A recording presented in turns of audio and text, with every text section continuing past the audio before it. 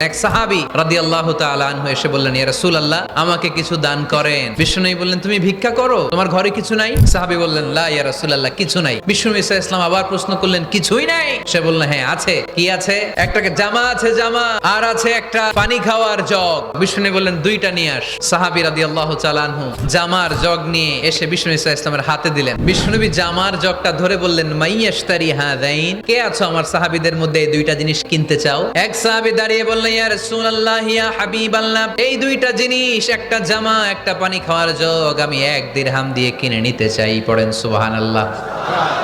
বিশ্বনবী বললেন, 1 দিরহাম তো কম হয়ে যায়, 1 দিরহামের চেয়ে বেশি দিয়ে কেনার মতো যদি কেউ থাকে একটু হাত তোলো।